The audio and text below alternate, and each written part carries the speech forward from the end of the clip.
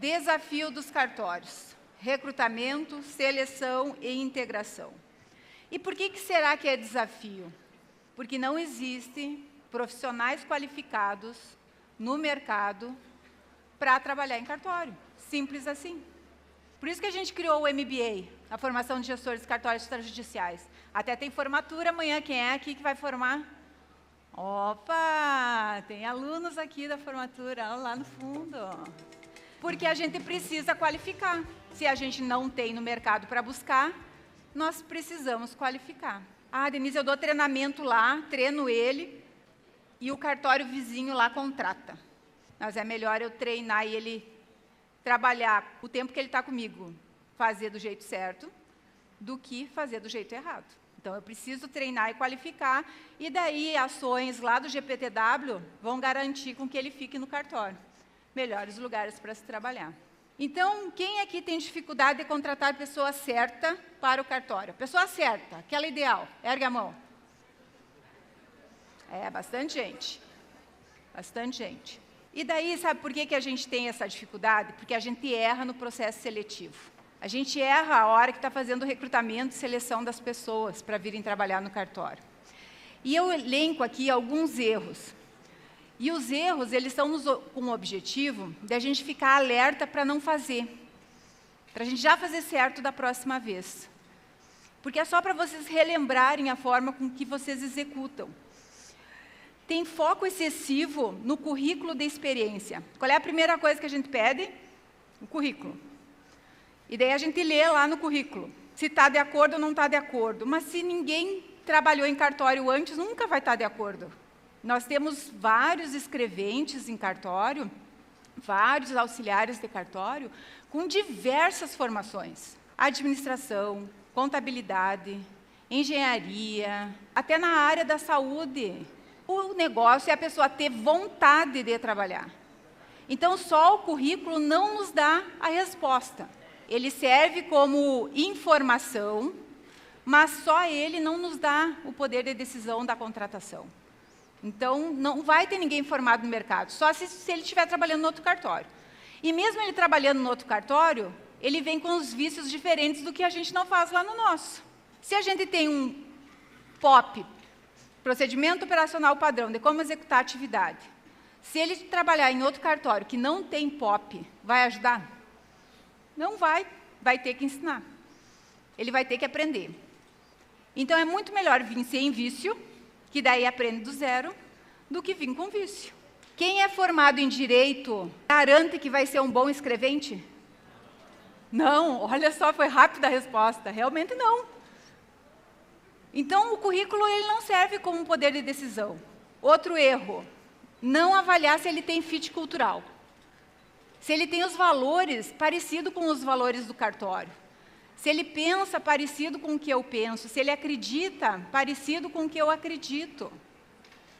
Se é uma pessoa que gosta de trabalhar, gosta de desafios, gosta de trabalhar com metas. Tem muitos cartórios que têm metas. Jacob lá tem metas altíssimas, que ele vai conversar depois conosco sobre isso. Adianta chegar uma pessoa lá, paz e amor, né? Vamos conversar. Não, lá o desafio é executar. Lá em Londrina, lá na doutora Carol, tem que ter cultura de produtividade e de entrega com excelência. Ela gosta de tudo com muito detalhe. E é detalhe em todos os pontos.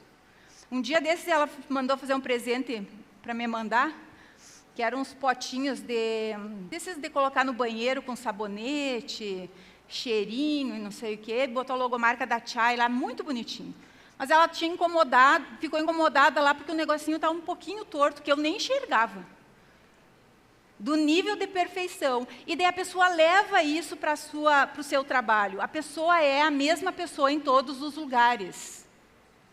O que a gente é na nossa casa, a gente é no nosso trabalho, a gente é na nossa família, a gente é em qualquer lugar. Vou fazer uma pergunta desafiadora aqui. Como é que está a gaveta de meias de vocês? Opa! Opa, opa, opa! O documento do cartório deve estar meio parecido. Então, nós somos o que somos em todos os lugares. Então, tem que ter fit cultural. Processos longos e burocráticos. Nós precisamos adotar processo de recrutamento e seleção que não seja dessa forma, não seja burocrático. Eu tenho que fazer alguma coisa com que eu enxergue o jeito que aquela pessoa funciona, o jeito que aquela pessoa trabalha, o jeito que ela entrega, o jeito que ela se relaciona com os colegas. Se lá no meu cartório eu tenho leveza para trabalhar, se eu botar uma pessoa rancorosa, vai ajudar ou atrapalhar? Mas a pessoa é muito expert. Ela sabe fazer muito bem o serviço. Não adianta. Então, tenho que avaliar isso. Não é só o técnico que vale. Nas nossas pesquisas, a gente percebe que a gente contrata pelo currículo, pela qualidade técnica e demite por comportamento. Então, eu tenho que contratar por comportamento e ensinar o técnico. Eu tenho que inverter. Não realizo os testes práticos necessários. Eu tenho que realizar teste com ela, daquela atividade que ela vai executar. Eu tenho que ter as etapas do processo do recrutamento e seleção. Não considerar o perfil comportamental para a vaga, que nós falamos hoje de manhã com a Érica, de fazer o assessment, ver se ele tem a qualidade, a característica para aquela vaga que está vaga, se é atendimento, se é a escritura, se é a análise, se é a finalização, se é no administrativo, se é no financeiro. Tem que ter perfil. Eu tenho que fazer análise de perfil e a gente não faz. Não divulgar a vaga nos locais e plataformas adequadas. Às vezes eu pego e coloco no Instagram uma única postagem e quero que venha muitos currículos. Não vai chegar, às vezes não é o público que eu estou comunicando certo. Então, eu tenho que divulgar em várias plataformas, em vários lugares.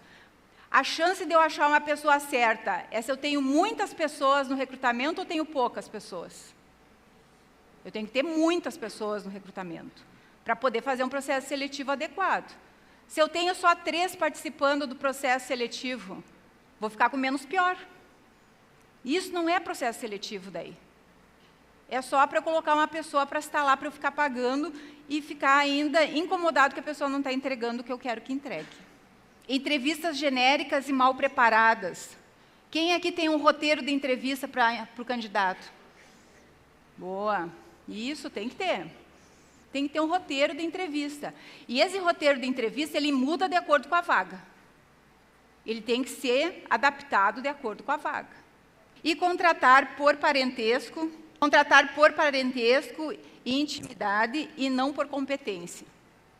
Eu preciso contratar as pessoas por competência. Elas têm que ter conhecimento, habilidade e atitude, isso é o chá da competência, para assumir aquela vaga. Eu tenho que contratar por competência. Quem aqui faz diferente, não faz nenhum desses erros, levanta a mão. Uma pessoa lá. 2. E a gente erra. Sabe por que a gente erra? Porque a gente só contrata a hora que está faltando. A gente não prepara o processo sucessório. A gente está vendo que a Mariazinha lá vai dar problema, a gente não vai renovar o contrato de experiência dela. E a gente não abre o outro processo seletivo antes de demitir ela.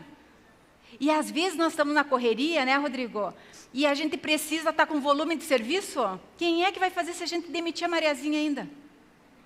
Não é? Então, esse é o nosso erro maior. A gente precisa estar com um processo seletivo permanente.